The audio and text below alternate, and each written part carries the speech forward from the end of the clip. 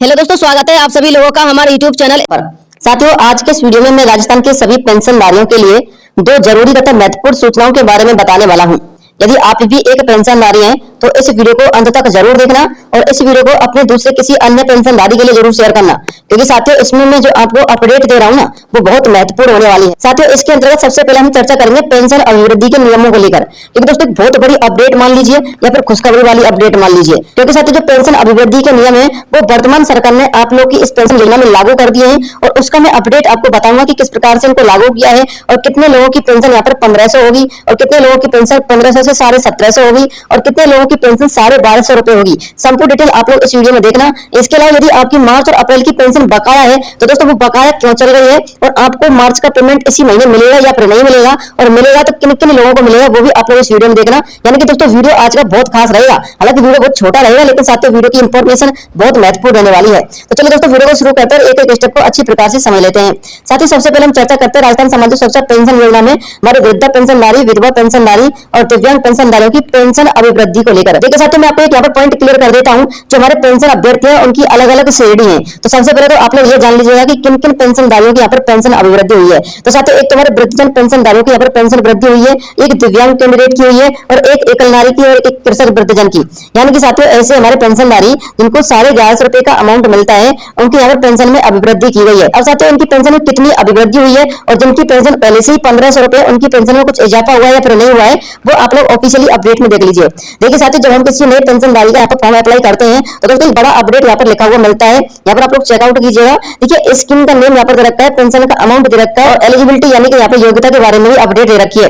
तो साथ ही यहाँ पर लिखा हुआ है विशेष योग्यजन पेंशन, यानी कि जो विशेष योग्यजन के अंतर्गत आते हैं जिनको 1150 रुपए का अमाउंट मिलता है उनको तो दोस्तों यहाँ पर 1250 रुपए अमाउंट कर दिया गया है।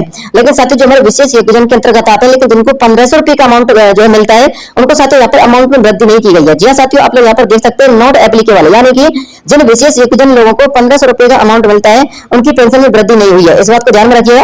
और जो वृद्धजन कैंडिडेट है जिनको 1150 रुपए मिलता है उनको यहाँ पर 1250 कर दिया है और कृषक वृद्धजन में भी यहाँ पर 1250 रुपए कर दिया है। और साथ ही जो हमारे विधवा कैंडिडेट है जो एकल नारी कैंडिडेट है जिनको यहाँ पर 1150 रुपए का अमाउंट मिलता है उनकी भी 1250 रुपए की पेमेंट हो चुकी है।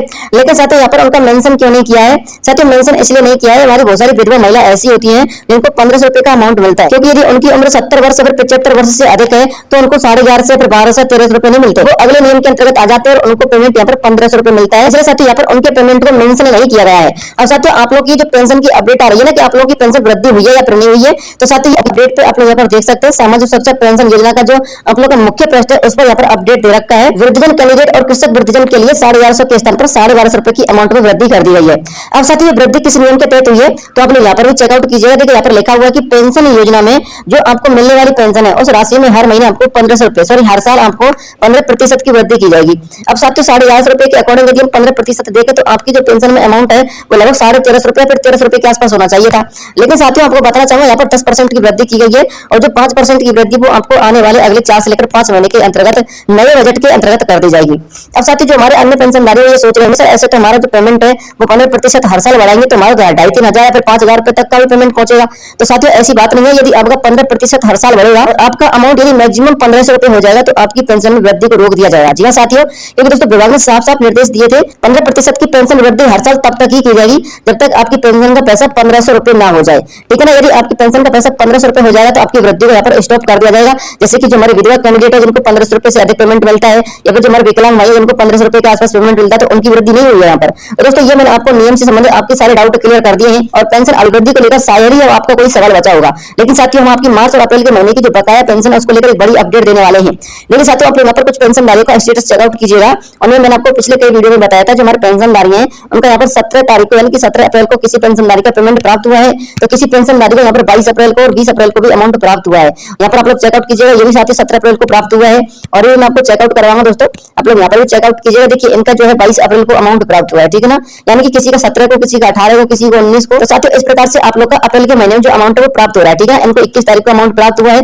तो साथियों मैं आपको एक साइड में कहना चाहता हूँ, देखिए ये जो अमाउंट प्राप्त हुआ है ना साथियों, ये आपका मार्च के महीने का जो बकाया चल रहा था वो प्राप्त नहीं हुआ है, ठीक है ना। क्योंकि दोस्तों आप लोग यहाँ पर चेकआउट करेंगे तो पता लगेगा कि जो फरवरी का अमाउंट है जो आपका बिल बन चुका है उसका ही अमाउंट प्राप्त हुआ है। देखिए यहाँ पर आप लोग चेकआउट कीजिएगा, इनका भी साथियों फरवरी का अमाउंट प्राप्त हुआ है और जो मार्च का बिल है वो जनरेट हो चुका है, लेकिन मार्च का प्राप्त नहीं हुआ है। अब साथियों मार्च का किन किन लोगों का आएगा तो वो देख लीजिए। देखिए दोस्तों मैंने अभी आपको बताया कि आपकी जो पेंशन अभिवृद्धि है उसमें 850 रुपए कर दी गई है, ठीक है ना। और साथियों विभाग के पास तो बजट उतना ही है, यानी कि आप लोग की पेंशन यदि 1150 के स्तर पर 1250 रुपए आएगी तो जो 100 रुपए बढ़कर आएगी वो अतिरिक्त पैसा आएगा कहां से, तो साथियों वो अतिरिक्त पैसा आप लोग की पेंशन से ही आएगा।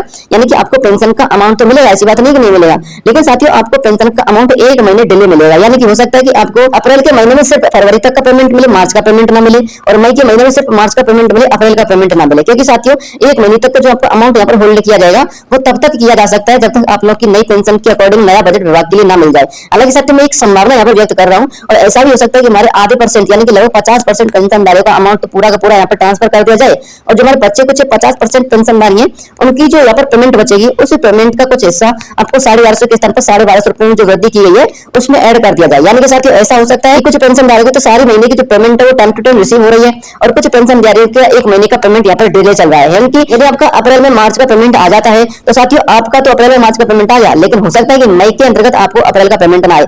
यानी कि साथियों एक महीने का पेमेंट आपका डिले होने की यहाँ पर संभावना है जब तक विभाग के लिए नया बजट न मिल जाए। तो दोस्तों आपका फरवरी का पेमेंट तो आ चुका है और मार्च का पेमेंट भी आपका जल्दी ही आपके खाते में आने वाला है, लेकिन हमारे कुछ एक पेंशनधारी ऐसे रहेंगे जिनका पेमेंट नहीं भी आ सकता है, ठीक है ना। इसलिए आप लोग निश्चिंत रहिएगा, आप लोग घबराना मत, आप लोग ये मत सोचना कि फलाने की हमारे बगल वाले की तो मार्च का पेमेंट आ चुका है हमारा नहीं आया है। तो साथ हो सकता है कि जो 50% पेंशनधारी या फिर 30% पेंशनधारी है उनका अमाउंट यहाँ पर होल्ड कर दिया जाए, और 1250 के स्तर पर जो 1250 रुपए पेमेंट मिल रहा है उसमें जो 100 रुपए की वृद्धि की जाएगी वो आप लोग के अमाउंट से ही कर दी जाए, और आपको अगले महीने में पूरा का पूरा अमाउंट ट्रांसफर कर दिया जाए, ठीक है ना। तो साथियों आपको एक महीने का पेमेंट डिले हो सकता है, यहाँ पे इसकी संभावना तो दिखाई दे रही है, ठीक है। तो दोस्तों ये बड़ी अपडेट थी जो मुझे आप लोगों तक पहुंचानी थी। हालांकि मार्च का यदि आपका पेमेंट नहीं आया है तो साथियों अप्रैल के आखिरी दिन तक यानी कि 30 अप्रैल तक आप लोग का मार्च का पेमेंट भी आपके खाते में जल्द ही ट्रांसफर होगा, और आपका ये इंतजार भी जल्दी समाप्त होगा। तो आज के लिए यही अपडेट थी, मिलता हूं लोगों से किसी अन्य वीडियो में, तब तक के लिए जय हिंद जय भारत। सब्सक्राइब करके बेल आइकन जरूर दबा देना रोजाना ऐसे इन्फॉर्मेटिव काम की खबरें देखते रहने के लिए। जय हिंद जय भारत वंदे मातरम।